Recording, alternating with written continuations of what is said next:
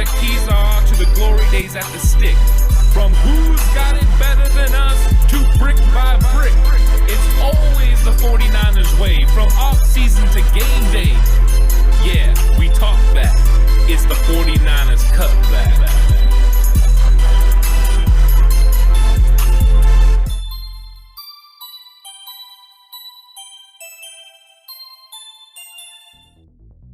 It's 49ers Cutback Podcast time. We got to bring the energy today because we're talking Gold Rush, 49ers defensive linemen.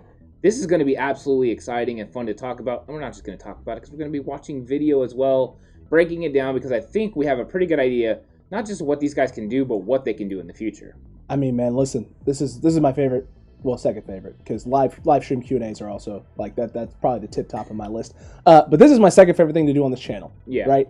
Film study breakdowns, breaking down the film, looking at it, talking about it, and trying to draw conclusions. Because as fans, that's about all you can do. You can speculate, you can look at things and try and predict what's going to happen, but at the end of the day, you don't know. Yeah. You got to have fun with it. This is the most fun. This is the most fun that you could possibly have. Well, you can't always get full context. You know what I mean? Also Like, even true. when you're watching OTAs and Also stuff, you true. see them going through drills and stuff right now, it's fine. But anytime you're talking about plays or implementation of, the systems, you have no idea how the coaches are approaching it because you don't know what their playbook looks like in their approach. Mm-hmm. The one good thing we do know, because we don't even know how these players are going to ultimately be used. Correct. We just have to go on what they've already done and then try to forecast what they do. And look at what the Niners have done, right? Yeah. What the philosophy is, what the scheme is, what their ideals are for their defense and what they're looking for out of certain positions.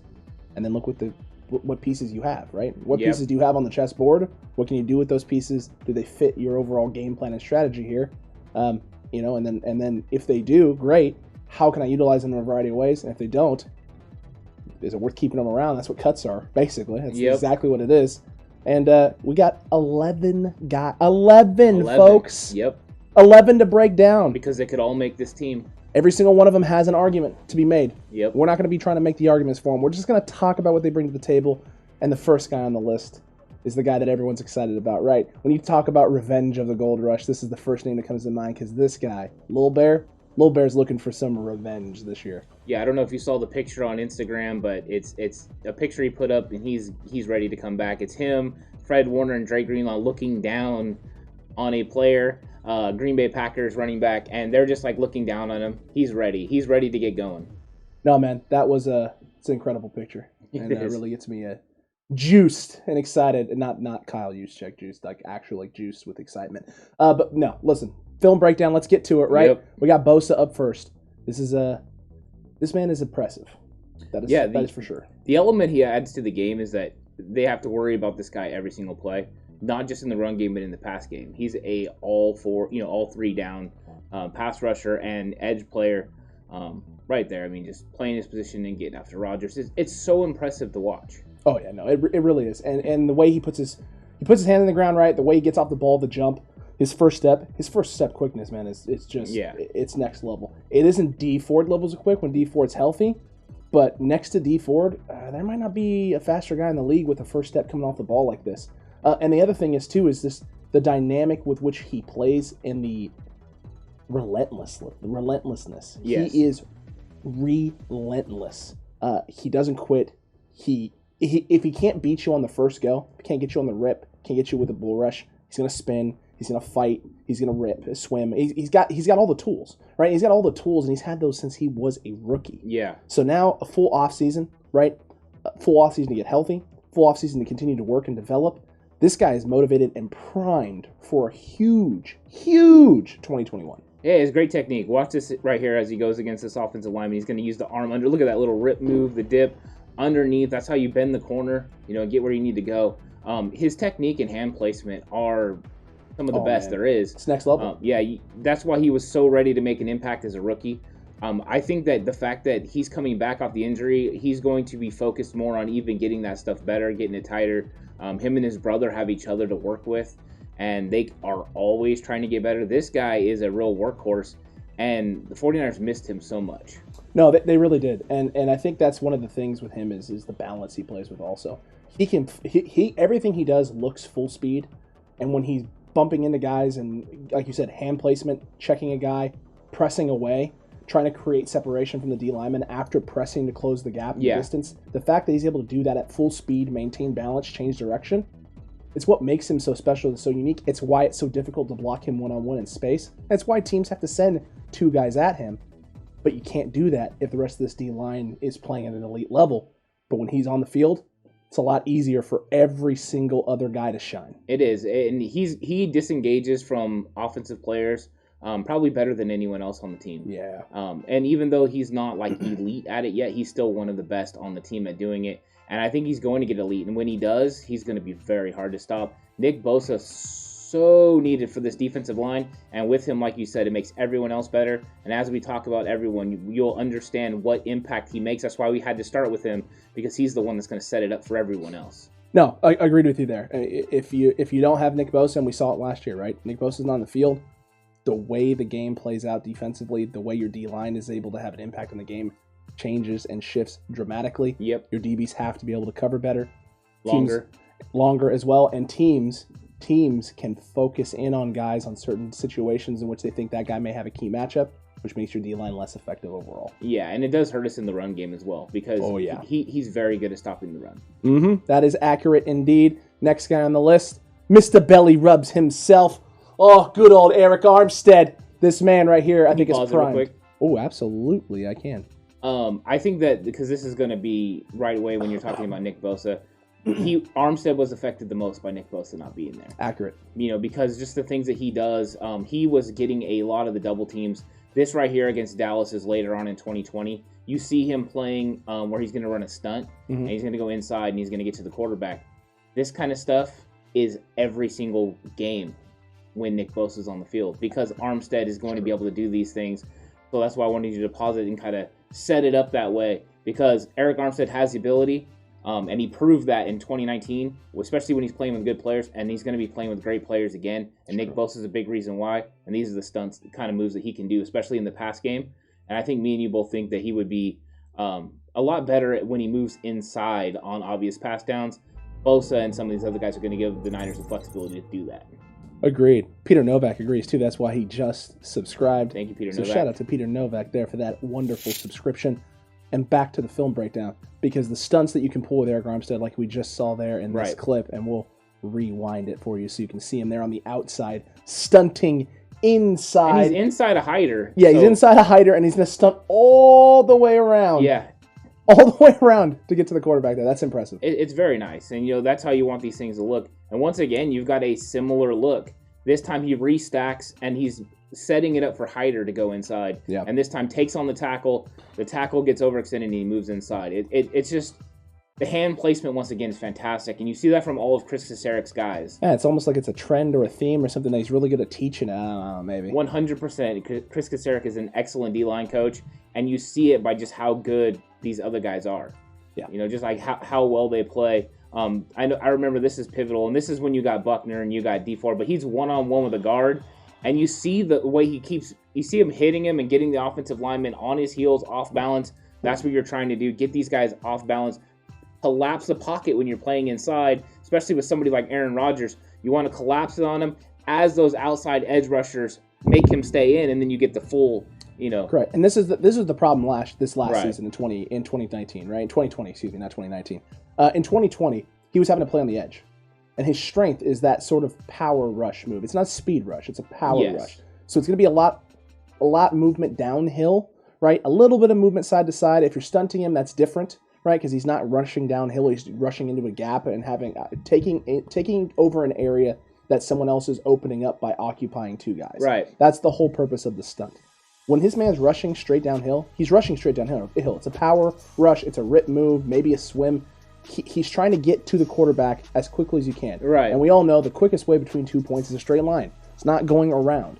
So when you have an edge rusher whose strength is that, it's not good on pass rush downs. Right. Because if you are, like you said, with the inside rush, if you're trying to collapse the pocket and you don't have someone funneling the quarterback up into the pocket where the collapse is coming from, that leaves room and opportunity for the quarterback to get out in space. And that's when Russell Wilson, Kyler Murray, and those guys can kill you. Yep. With this guy, really, he's a base down 4-3 defensive end. Absolutely. And then on obvious pass downs, he needs to slide inside, which was when you could pull DJ Jones off the field. That's when it was perfect when they had D Ford and Nick Bosa. Not having that this last year, yes, you saw Armstead playing out of position. Production was down, but I think that's to be expected when you have somebody that's playing more downs in a unfamiliar position that they shouldn't really be playing. Correct. We saw that in college with Kinlaw. They talked about him playing nose tackle, and maybe the numbers weren't as good as they were supposed to be because he's not playing his natural position. Same goes for Armstead. When you're not playing in your natural position, you're not going to have. Yes, you're doing the team a great service, and that's what last year was. Well, right. He put the team first and did the team a solid because if he wasn't playing that DN spot, you were going to be running with guys who had little to no experience on the majority of snaps. And he's very successful in stopping the run. He really does set the edge well. The one struggle he has in the run game is the read option. A lot of times he reads it wrong. Will follow the running back down the line of scrimmage when he should be staying put, squeeze it down, all those things. But that's hard. It's hard to play in space against a running back and a quarterback with the athletic ability of the guys in the NFC West. And he does a really good job overall. I don't get a lot of the hate, that he gets, because I think that really he's a talented player that the 49ers have used well, and last year did the 49ers a solid. And I think this year he's going to go back and, like you were talking about in the breakout, defensive players, is this guy can have a 7 to 10 sack season, and everyone will be talking about, well, here's Armstead again because he's that kind of talent. That Buckner hate is going to have an opportunity to melt away this year. That's what I'm most looking forward to for Eric Armstead. The entire year last year, I felt terrible for him. Yeah. Watching every single game, watching him take flack from these talking heads in the national media about how he wasn't doing his job. Yeah. He wasn't producing. I was like, dude, this dude is literally sacrificing stats this year to make sure the best 4 defensive linemen are on the field at all times. 100%. He sacrificed stats last year to make sure that we put the best 4 on the field. He did. That's what he did last year for this team. He played out of position. He played out of his comfort zone, and he did that so that the defense had the best chance to make stops, get off the field, and get the offense the football. Yeah, sometimes when you give context to things and they start making sense, sometimes you gotta really look at the whole picture so you can understand what's going on. I think a lot of 49er fans are going to be pleasantly surprised with what Eric Armstead does this season. Don't be shocked when this dude is like the defensive MVP of this team this year. I can't back that up because Fred Warner most likely still going to be. Yeah. But look, Eric Armstead though is in a position to break out and have a great year. I agree with that. And listen, the addition, having Bosa back, adding Samson Ebukam is only going to make his job 100%. That much easier. Yeah, that was him rushing from the outside right there with the outside rip. That was pretty nice. Yeah. He can get it done. It's just situational. Arms extended, but that's the Jets, and there's a reason they're drafting offensive linemen every year. Accurate. Accurate indeed, my friend. Accurate indeed. Listen, up next, it's our favorite squirrel in the mouth having gentleman in Javon Kinlaw. Yeah. And this is my favorite clip of his right here. Yeah, he's just not going to be denied. He's getting pulled to the ground, and he still gets there. Nice try, Saints. That's kind of that never quit attitude that you're talking about with Bosa, kind of the motor that just keeps running. That's something Kinlaw has. And you can see Kinlaw developing during the year. But right there, he's making sure that there's no run. He's making sure the quarterback doesn't have an area to run, so he's holding the gap. And then once he sees that, he can get to the quarterback, he does it. So that's why he's kind of sitting there watching and looking. A lot of people think, what's he doing? Get to the quarterback. And that's his job. That's his goal. That's what he's supposed to do. Well, in that clip that just played right now, right, that shows the level of difference between a guy like him right now and a guy like Armstead, right? We saw the Armstead clip inside there, rushing against the Packers, where he's punching. He's got great distance and separation from the offensive lineman. He's able to kind of control his movements, get him to turn his hips, and then he can attack at Aaron Rodgers. As a situation there, Kinlaw kind of lets the offensive lineman get up into his pads a little bit, and that's the young portion, right? That's the inexperienced. That's his technique not being clean yet, which is why, as 49er fans, and we were saying, ideally last year it would have been great if he was only playing 45, 50% of his snaps. I would say less. Probably less than that. So we wanted him specifically as a rundown guy. That was our thought the whole year. He's going to be in on rundowns because that's where his skill set is. He's big, he's physical, he's strong. Like, he's just going to be able to bully guys. So on rundowns, when you got a lineman firing at you ain't moving this guy. No. You're going to have to send 2 guys at you, and if you're doing that, that means you're singling up. You're singling up your Fred Warners, your Dre Greenlaws, your Bosas, your Fords, or your Armsteads on the perimeter, or your DJ Joneses. Like, you can't do that. But you're going to have to, because in run-down situations, you're not going to be able to bully this guy and move him around. He's going to be he's already fantastic against the run. I love the stuff he's put on film, especially that Miami game. Some of the skill set and the athleticism he showed at squeezing down on the inside zone runs and taking away gaps, forcing running backs to try and bounce outside and then then taking the distance and closing the distance on the running backs and making tackles for losses was absolutely incredible. He's just got to clean up technique stuff in the pass game. Yeah, when the video comes up on the Washington football team, you'll see an absolutely great run stop. I mean, he's just absolutely fantastic on the play, and it's one of the ones that I think is a standout of the year. With Kinlaw, it was a definite process. I think Chris Kacerek seen the end potential of what Kinlaw could be, and he was really trying to develop him. He was trying to mold that clay, and that's why in the beginning of the season, this is the Washington play right here, and then I'll pick up my thought, is you'll actually see him slide over, and now he's over the guard, and they're going to be running the outside zone, and he's going to get upfield. And look at that, the cutback, and just cleans it. He's got his eyes in the backfield. That's how you're supposed to do it. But Chris Kacerek was all about getting this guy to play low. That was the goal. Hitting the bag low, driving a straight back, and everyone was freaking out. He's not using his moves. He's only doing a bull rush. And it was all about getting his pad level low, because once you beat that into him where he gets his pad level low all the time, then he's going to be able to be successful in multiple facets of playing defensive line. First, you have to be able to stop the run. Then you develop the pass game. They developed this guy to be a interior defensive lineman, not to play edge rusher and rush the passer. So that was what they were looking for. Develop that aspect of his game, and then the pass rush will come with it. Plus, he was already a pretty good pass rusher in the SEC. He just really has to work on his technique as far as hand placement and skills. But he has some moves and some wiggle to him, especially for an interior defensive lineman. He's a big, strong, fast guy that's only going to develop. This year, he takes a huge step forward, because I think a lot of that stuff that they were trying to work out, they got done in practice. Just give these guys time to develop. And he's going to have time to rest this year, too, which is going to be crucial, because then when you have matchups in which he can exploit a lineman later in the game, he hasn't played 90% of your snaps and is winded and exhausted. Yeah. And it's been a back and forth battle in which, maybe early on you expected to beat this guy and you didn't. And now your confidence level is a little low late in the game. Whereas if he's only playing 50% of your snaps and he's able to come in fresh constantly, and DJ Jones is able to come in fresh constantly, and that lineman has to put out his A game every snap because he's got fresh legs and fresh arms right there bullying him around. Yep. Your confidence level is going to be sky high, because every time you go in there, I haven't played as much as you today.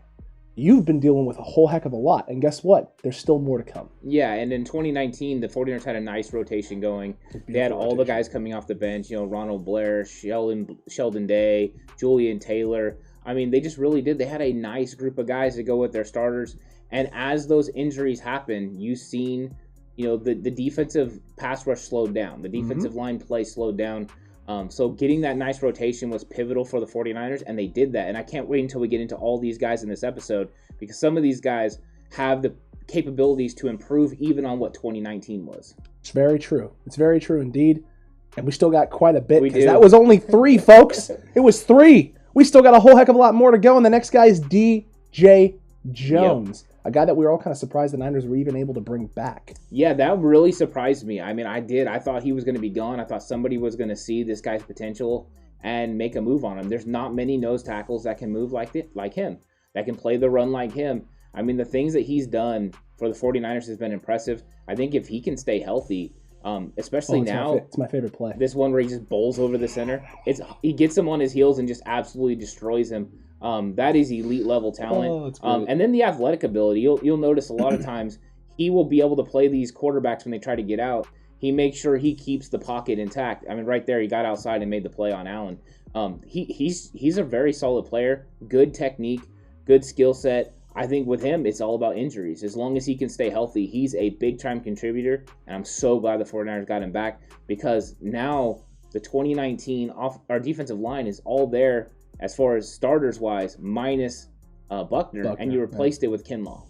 Yeah, and listen, I know folks are still not happy about that. Well, I'm not even really over it, but... I'm not over it, but here's the thing, right? Like, you had to free up cap space. It was necessary, yes. It was a necessary loss. You were going to lose one of them. I know Buckner has come out and said that what he has said. Oh, I would have taken less to stay. How much less? Yeah, because it's real easy to say you'll take less, but is less $1.5 million? Is less $2 million, or is less what the Niners were going to need, which was like $7.5 million in cap space and money freed up pretty much every year. Was he going to take the Armstead deal? Basically, which was a lot less per year. No way. There was no way he was going to take that, and nor should he take that. No, I mean, get what you can get paid. Absolutely. So listen, at the end of the day, DJ Jones, right? This is a great piece to add. To bring back, not add, because they already had him. Yeah. But to bring back, because he does all the things you need your D lineman to do already. You can use him in a variety of ways. He is athletic. He's way more athletic than he appears. You look at him and you don't think he has the lateral quickness. And man, this guy does. Because there's some times where he's able to get outside the pocket, even when he's not making tackles on quarterbacks who are scrambling. I'll tell you what, it's a lot harder if you're a quarterback scrambling and extending plays out of the pocket to keep your eyes downfield and pay attention to what play you could make with your arm when you got this guy breathing down your neck. Yeah. Chasing you down and basically closing the gap, and you're sitting there going, how is this dude this quick? How is he here? I better just tuck this thing and run, otherwise this dude might hit me before I get the ball off and make a play. Yeah. I mean, and look who some of his sacks are against. You know what I mean? Wentz, athletic quarterback. Kyler Murray. Russell Wilson. Those are all guys that he's gotten to, and that is, that's great. And when you can get that opening surge up the middle, and he is very good against the run as well. Yeah. I think that is the difference between Kinlaw and Buckner is how good he is in the run support. Just because Buckner gives up so much size compared to what Kinlaw is a good 315 pounds. He's big. Buck was under 300. So that's the difference in that. But DJ Jones was big to get back. He's huge, man. I'm super excited to see, especially if he's healthy and on the field the entire time with this group. I mean, every game could be a different starting four. You could roll a different four out there every game depending on the team you're facing and what you think their scheme is going to be or what they want to come out in. I mean, that's the thing that's the most exciting for me is all the variety. And it's like Baskin Robbins, 31 flavors, except it's like hundreds of flavors. Well, and they're going to be able to rotate and stay fresh. So that's the most important thing. You get these guys fresh, and they're going to make a lot of plays. When you see that Carolina game, they were still fresh. Mm-hmm. It was good times. It was good times. It was good times. That was a game. I still remember that game and just thinking, oh man, this is Carolina team. They've been talking some mess. Like this is going to be a good one.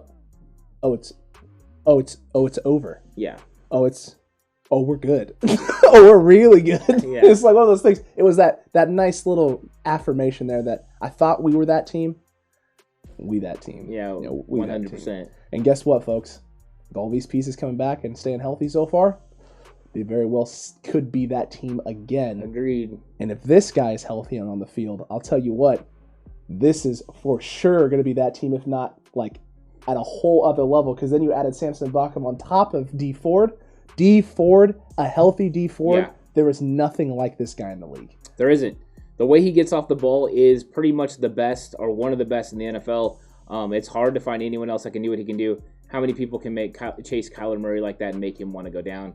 There's not. And that speed rush around the outside right there against Pittsburgh, fantastic. Dude, the bend, the dip that this guy has on his rip move, how skinny he gets in space, and he doesn't lose any speed when he does it either. Nope. That's the impressive part. Because a lot of guys will bend, dip, turn themselves, and make themselves a nice small target. Yeah. And as they do that, you're losing some speed, right? Because your shoulders, your hips aren't turned towards your target.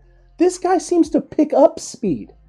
Oh, he does. It's kind of crazy, dude. And you know what? There's a lot of people that are going to say, well, D Ford, how much can he play this year because of the back? Not a lot. But you know what he's going to be? A specialty guy. He's going to be a pitch hitter. You bring him in on obvious plays where you need a home run play. So 3rd and long, here comes D Ford. And you can use him in that role, and he can make big-time plays for you. He's not going to be out there a lot, but when he is out there, you know what you're getting from him. You're getting a guy that can get up the field and scare not only offensive tackles, but quarterbacks. And you want to put that fear of God into them, and you want to get him up the field. And he's a technician. Another guy that does great hand placement, really can use a variety of different moves.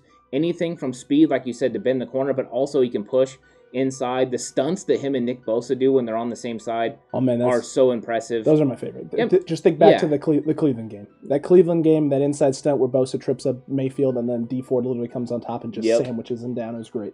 Yeah, he's a phenomenal player, and he just adds so much. I mean, right there, that guy had no chance. No. Zero chance. Offensive tackle had zero chance of stopping him. He literally just quit his kick slide, turned, and tried to run with him around. It was... How many guys in the league can make a tackle do that?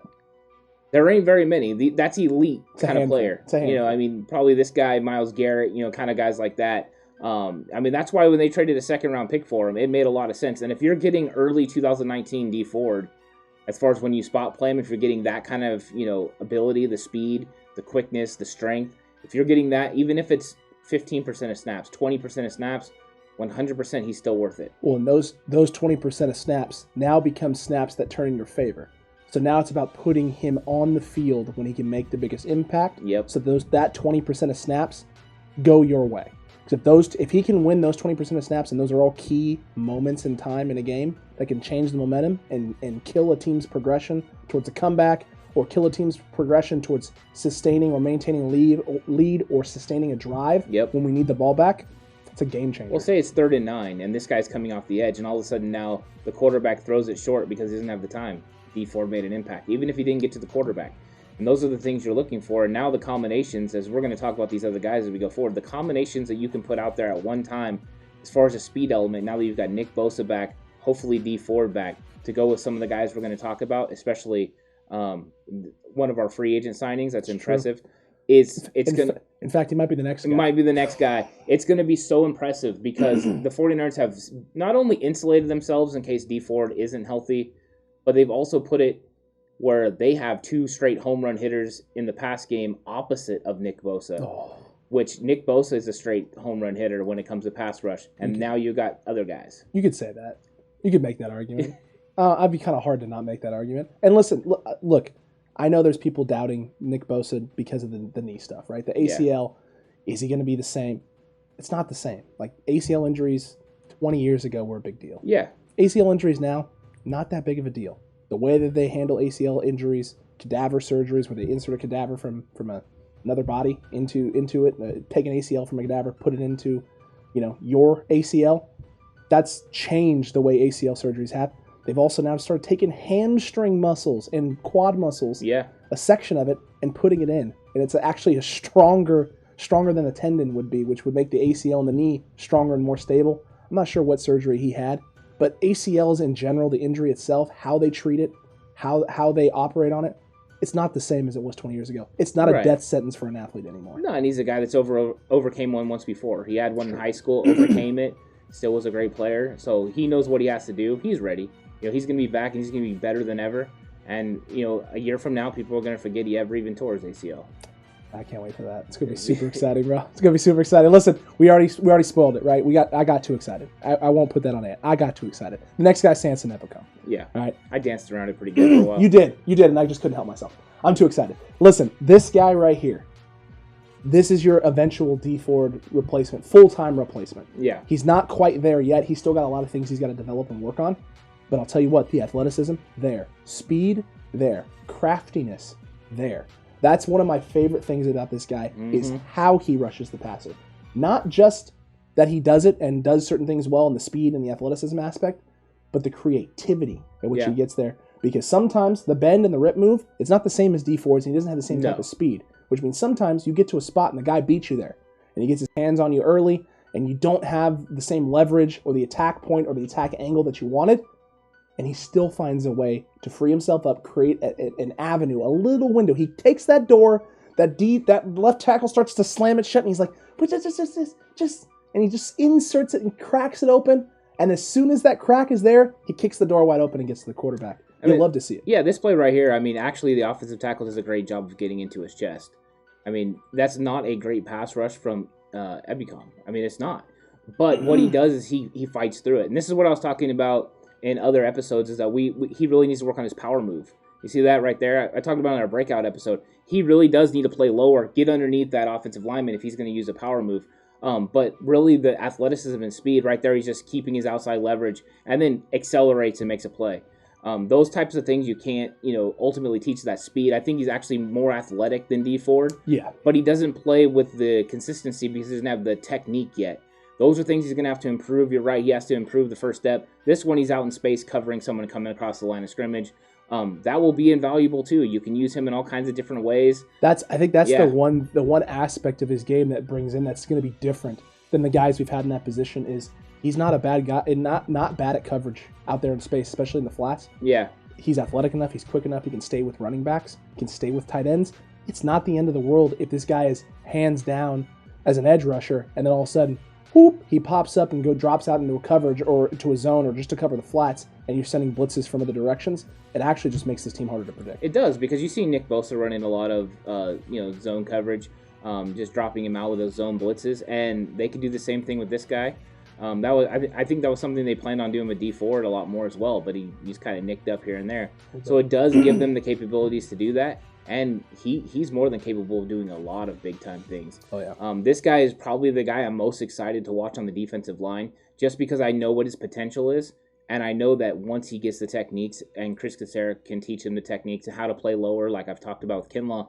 You get this guy playing lower, and then you start putting those technique things that Nick Bosa and that Armstead and D4 do well in the hand placement, and you start putting that all together, and he's going to go from being a 4 or 5 sack guy to being a close to double-digit sack guy, which I think he's going to get really close to. You do. I think that he could be, a big-time weapon, but right here he's getting to one of the greatest quarterbacks of all time. And I know some of you in chat right now, but he's slow. If it's one of the guys in the NFC West, agreed with you there. If that's Stafford, that's a sack. That's a sack if it's Stafford. It's 100% accurate. So there is. And let's be honest, he wouldn't have taken an inside route if that was Russell Wilson or if that was Kyler Murray. You would have spent the whole week working on taking that outside angle, attacking that outside shoulder, forcing him to make him step up in the pocket. Don't let him roll out or reverse out and get in space. If he's going to escape to the outside, it needs to be because our interior defensive lineman didn't get enough pressure up the middle and close the pocket down so there were escape avenues. Yeah, so that's the thing, is also knowing who they're playing and how they're operating. This one's just Daniel Jones, and that's him and Aaron Donald just decided to take Daniel Jones out of the picture. He's a great player. I really do. I think this guy can be a solid player this year, and I think he's someone that 49er fans can be excited about also in the future, because I think he's going to show out. I agree with you there, man. I'm very excited to see what Samson Ebukam brings to the table, but I'm also excited about this next guy, because Zach Kerr, this is a big body dude. Woo! This is a big. This first clip too. This is what we're gonna have coming in when DJ Jones is on a break. He literally destroyed that double team, and he didn't even get skinny. It wasn't like it was great technique. It was just, I'm really big and strong, and I can overpower everyone. That's really what it comes down to.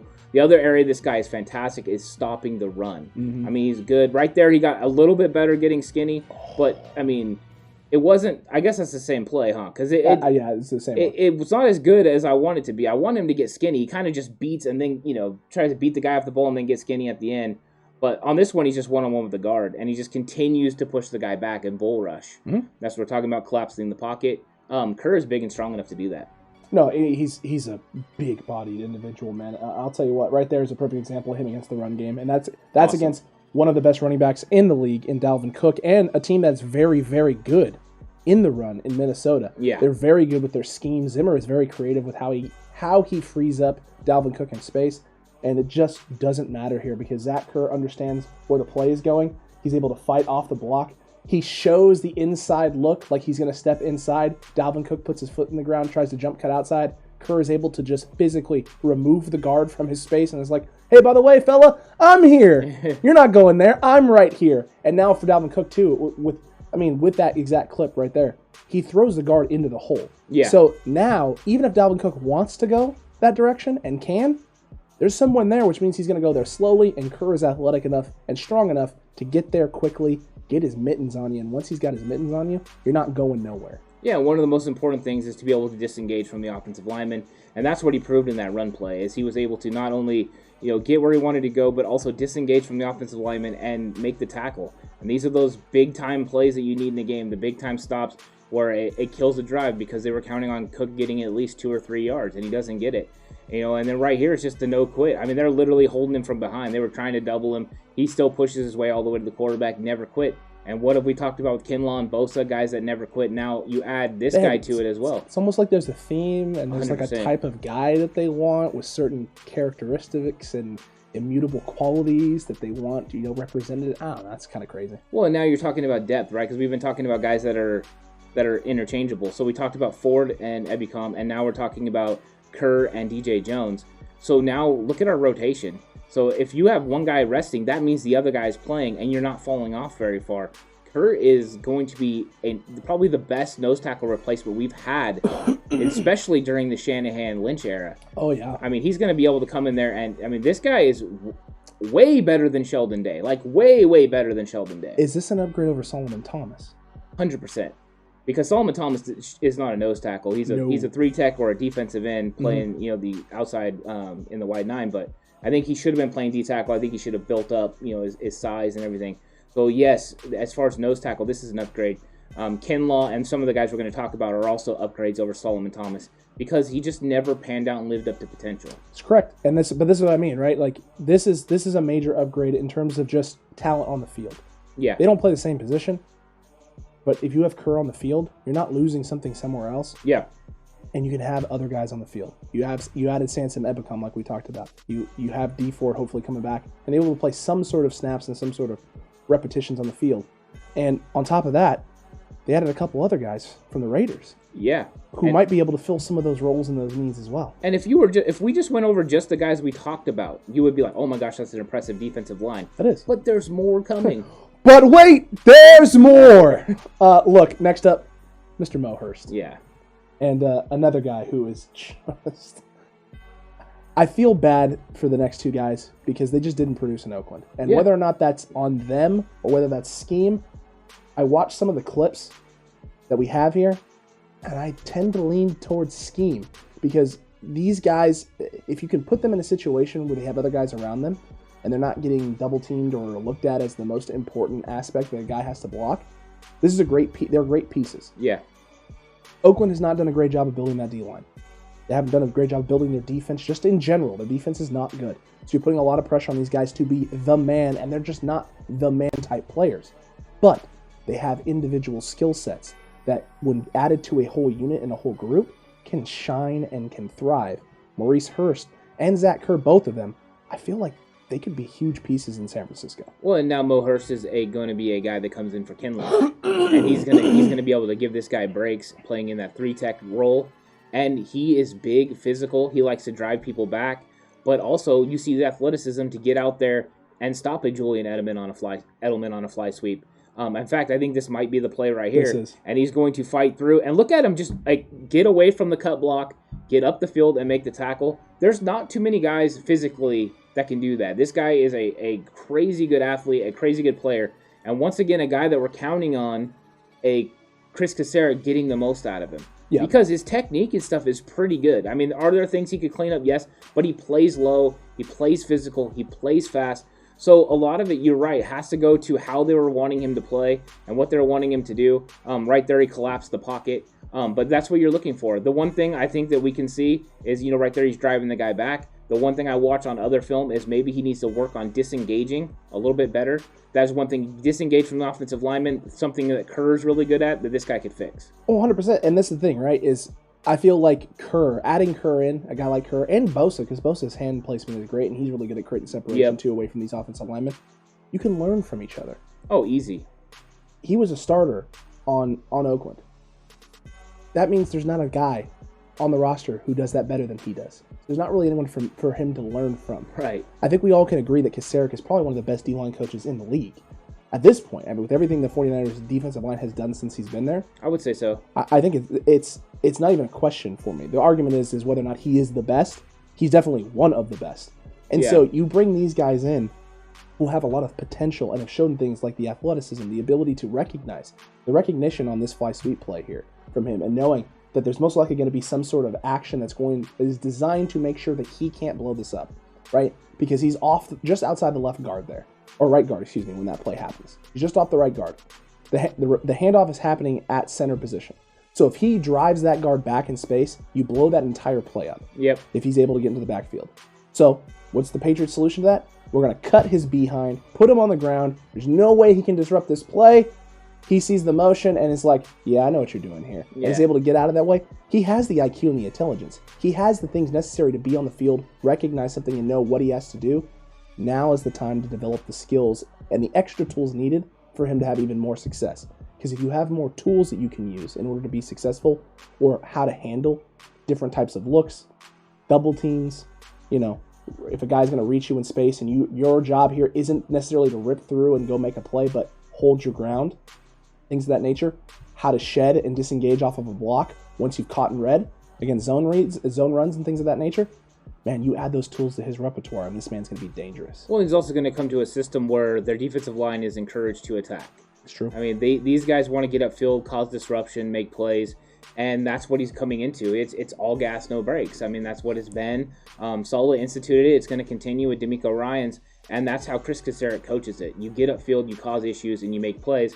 And this guy is going to relish that opportunity. And because his snaps is going to be cut down, he's going to have a lot more energy and be able to make plays against these offensive linemen who are going to wear down as the game goes on. And you're rotating these guys through Hearst and Kinlaw. And it's like, oh, we get to see these guys again. And, that's the thing when you're splitting snaps. You can definitely put pressure on the offensive linemen because you don't rotate offensive linemen during a game, but you do rotate defensive linemen. And these guys are big, fast, and physical and can create. As long as the technique gets better, as long as he can disengage from an offensive lineman better, this guy was a huge signing. I know I'm excited about it because I see the potential in what he could do. I agree with you there. And the next guy, Arden Key, another former Raider. Yeah, and this guy's a base down 4-3 defensive end. I mean, he can play on third down, but he's a base 4-3 guy in our wide nine. You'll see him playing kind of out there. And the one thing I noticed about him is a lot of it is his athletic ability. He's able to get down the line of scrimmages and make plays. But there's a lot of technique work that needs to go into it, which makes you question a little bit. Hey, what are they teaching over there in Las Vegas? Are they teaching these guys the proper techniques? Is this what they're asking them to do? I don't know the context. I haven't studied their defensive line extensively, but I have looked into both of these guys. And the one thing I saw was extremely athletic, gifted players that maybe haven't developed in the technique the way you would expect. Things that I expect Chris Kacerek to be able to take care of. And once he does, these two guys should be able to go off. And I like Arden Key as an upgrade over Dion Jordan. Yes. And I think that's what we needed was that base 4-3 guy. I think I feel a lot better with Arden Key in the game if Armstead needs a break than I did with some of the other guys that we rolled out there last year. I'm not expecting this guy to go out and have Kerry Hyder numbers, but he has Kerry Hyder potential. And he's faster than Kerry Hyder. Right. And Kerry Hyder is what he is because of Chris Kacerek. Let's not forget, he's in Detroit with Chris Kacerek, has a great year. Incredible year. When he's without Chris Kacerek, not very good. Gets back with Chris Kacerek, and he gets a huge contract. Maybe the key denominator is Chris Kacerek, and maybe Arden Key's ready to have a big year. We just don't know it yet. He's sitting there going like, man, how does this Kerry Hyder dude keep doing? Oh, it's Kacerek. Oh, it's San Francisco. Oh, I guarantee they're talking about it. Guy. Yeah, listen, I guarantee it. Listen, if Mo Hurst, Kerr, and Key all have big years for the Niners in limited snaps, lights out. Like every team in the league is going to be like, what the heck is going on? If you're a D lineman who's struggling in the league, you just got to pick up the phone and call San Francisco. Yeah. Hey, you got a lot of potential, a lot of talent. Chris Kacerek on line one, he's going to help you out. Because listen, I agree with everything you just said on Mr. Arden Key here. I think there's a lot of potential, but it's potential. Yeah. And he's the type of guy who comes to San Francisco because he knows he's running out of time with that potential. You have to show and do something with it. Otherwise, it's no longer potential. It's just what if. Yeah. What if you had developed? What if you had shown the things you needed to show? What if you had learned the things you needed to learn? And I have to tell you, I have a feeling that it's just that Vegas Raiders staff and whatever they're doing there defensively, it's just not working. Well, if you're not a guy that gets motivated, you're not going to last in Chris Kacerek's defense. Oh, yeah. He's going to make sure you stay motivated. But if you look at the things you want to have check, right? Length, check. Athleticism, check. Hustle, check. Those are all things that... Those are all things that work in Chris Kacerek's defense. True.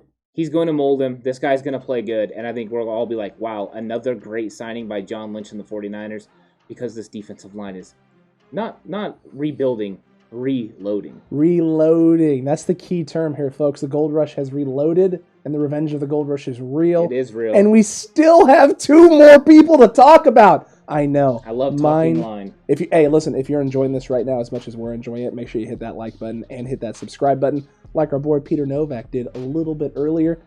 You want to be a part of all this great content. You know you do.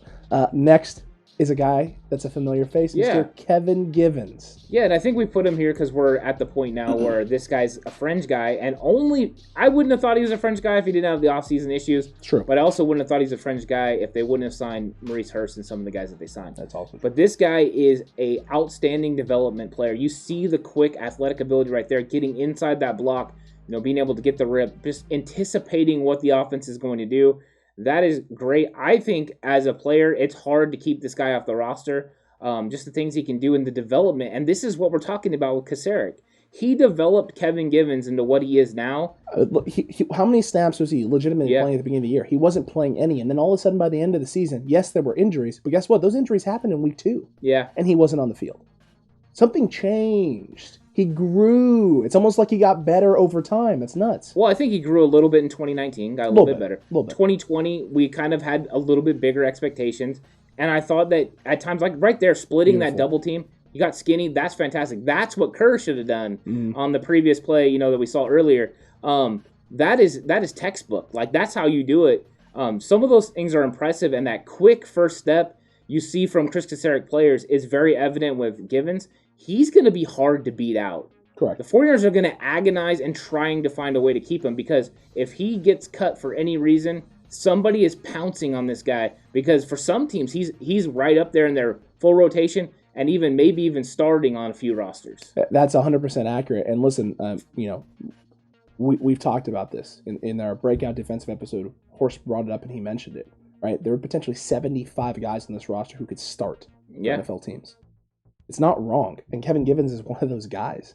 He could be on an active roster and playing football, if not as a starter, on an every down or almost every down basis. He has improved greatly. He's a little bit undersized in the defensive interior line, but he makes up for that with his quickness and his first step and his skill set. He's technically sound, man. He is. He looks good on film. That is still one of my favorite plays, is that play against the Bills, because Josh Allen looks absolutely stunned that this dude that he's never heard of is all the way in the backfield blowing up this inside little zone run play. Man, against the outside zones, he's great. Yep. Right? He's fantastic against outside zones, and he's actually pretty solid in pass game too, in pass coverage. He struggles against double teams. That's going to happen because he's a smaller guy in size. He doesn't have the long arms. He doesn't have that explosiveness and that power to fight through all that. So he has his limitations, but that's what makes him a great rotational piece in the system. Yeah, and I think he does remind you, if you watch film, of DJ Jones. Yep. I mean, similar athleticism, similar body style, similar build, similar technique. DJ just does it at a higher level. Mm-hmm. DJ's also farther along in his development with Chris Kaczmarek. But both of them are so similar in that, and I think that Gibbons, as long as all the off-field issues are taken care of, can grow in this system, can grow with Chris Kaczmarek, and training camp can come out preseason. We'll get to see him, and he could really make a name for himself and push some of these other guys to be in this rotation. I think the 49ers would love to keep him. If they did keep him to go with the guys we've already talked about, that interior defensive line is the best interior defensive line in the league. I don't care who are the big names on the other teams. From top to bottom, it's the best. I agree with you there. And it's 10 guys. It's 10 guys, and you can interchange those 10 guys in so many different ways. It's actually kind of mind-boggling when you think about it. It really is. It's insane. They've done a good job of making sure they grab guys and put them together. Mm-hmm. And it's some of them are utility guys. They're not going to just play one spot. They can play in a multitude of different areas on different downs and different situations, which means you get to pick and choose who goes in when on what situations. It just gives you it's the spice of life, man. Well, and it gives you the ability to take advantage of matchups. So if you're finding offensive linemen that may be weak in one area, you have a defensive lineman that can do it. So if you have an offensive guard that is weak against stopping a bull rush, you can go with a Kerr or a Kinlaw. Those guys are very powerful, can push you straight back. And if maybe it's a guy that struggles with quickness, you can use Hearst, or one of these other guys, move Armstead inside. You have the flexibility to do so. You can take advantage of mismatches. That's what it's all about. And then when you get these guys that are creative enough to do it, you put them out there, then the sky's the limit. And that's what Chris Kaczmarek's looking at. You get motivation, you get athleticism and talent, and then he puts it in the right spots, and then bingo. All of a sudden you got all the ingredients to have one heck of a defensive line and the revenge of the gold rush. It's coming, folks. It's coming. Listen, last guy on the list, Jordan Willis. I know that might surprise some of you, but you know what? He surprised a lot of people. When we made the trade with the Jets for him, I didn't expect a whole lot. Yeah. And by the end of the season, I was actually kind of impressed. And I remember we were sitting down in one of our production meetings talking about what the 53-man roster could look like before we made any sort of 53-man roster projection videos or start talking about that kind of stuff. And all of us are kind of like, I don't know, if he continues to get better, right, and continues to look the way he was looking towards the end of the season, can you really let this guy go? I don't think you can. Well, it depends on how many of the other talented guys are healthy. It's true. I think that if D Ford is not healthy, that this guy probably makes the team. If D Ford is healthy, this guy might not.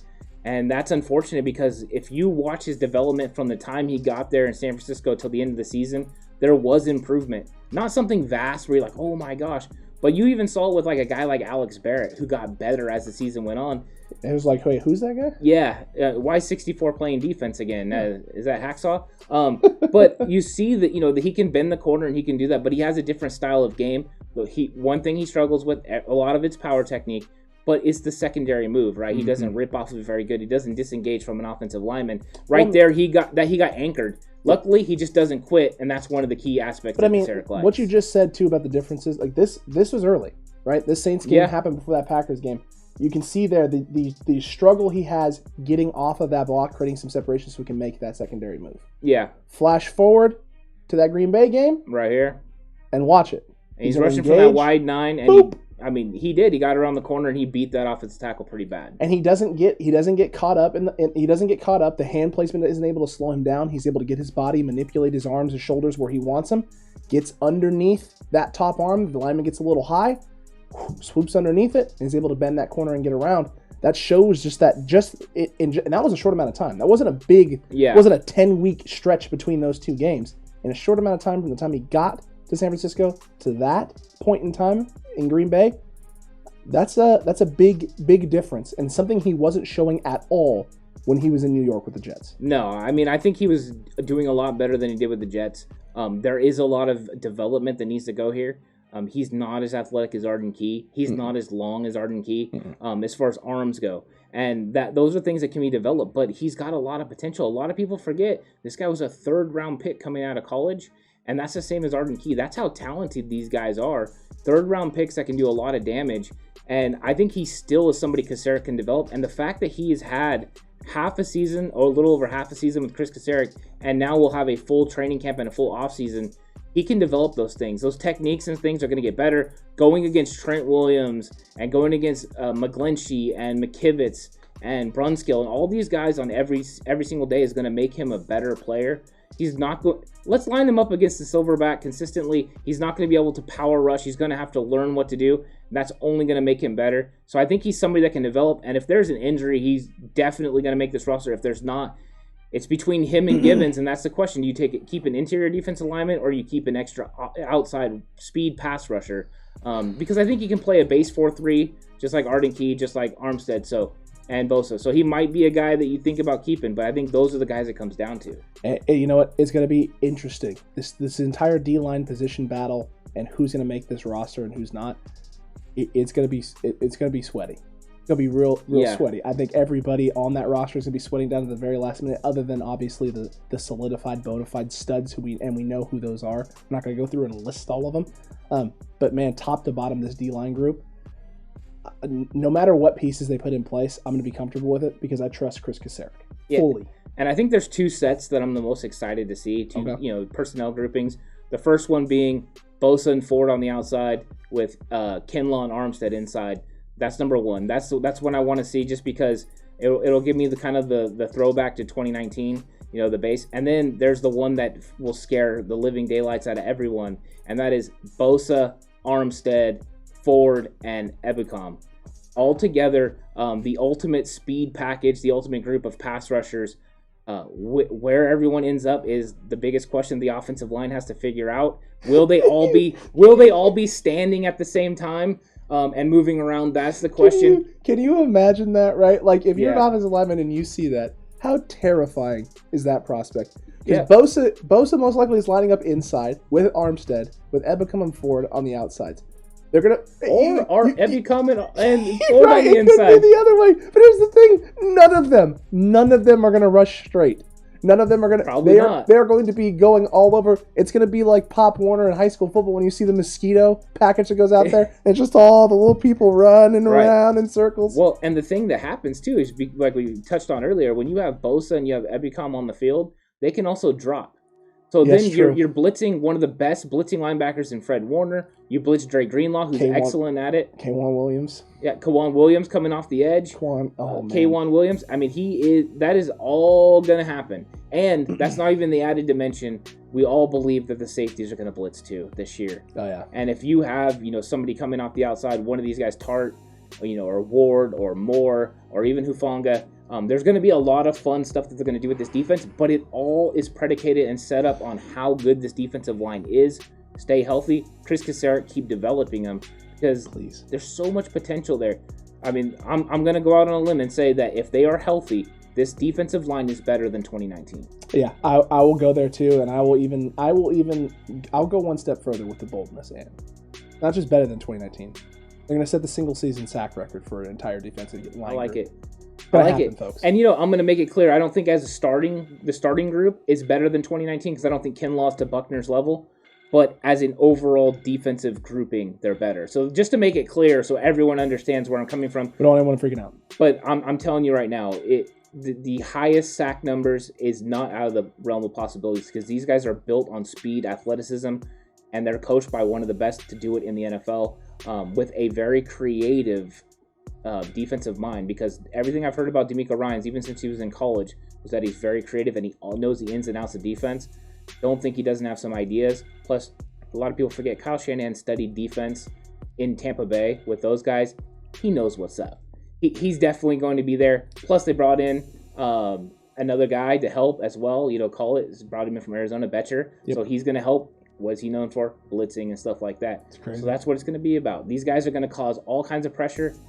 You know what I want to see? I want to see Russ running. I want to see Kyler scared. I want to see all that. And Stafford, welcome to LA, where we play in the West. This ain't the same place you were up in the North, boy. Nah, bro. Listen, you had your dome. It protected you. It kept you safe. You got another dome there. But guess what? It's in California, right? Yeah. The sun's shining. And guess what? When that sun's shining, this gold rush is going to be glistening in that sun. The pass rush is going to blind you. You're not going to be able to see a gosh darn thing, Matt Stafford. So you better be ready, because the gold rush is coming. The revenge is coming. It's coming. For the entire NFC, for the entire league. It's coming. The whole song is playing. We don't want more copyright. No, we already got enough. We already got enough of it from this episode. Listen, let us know what you think about this video breakdown down below. Did you love it? Did you hate it? Did we miss something? Did we not cover something we should have? We want to hear from you. How excited are you about the 2021 Gold Rush? Is this going to be something we've never seen before in San Francisco? Something the league's never seen before? Or are we doing all of this for nothing? They're all going to get hurt. You're going to be that guy? Don't be that guy, all right? Don't do it. Get excited. Get hype. And while you're down there getting hype in the comment section, don't forget to like the video. Don't forget to subscribe like your boy Peter did earlier, all right? You're watching this right now. Hit that subscribe button. Hit that notification bell as well. That way you're notified for all of this great content coming your way. This is the season of optimism, and that's what we're showing right here. But I think we gave a really good look into what is coming for the 49ers.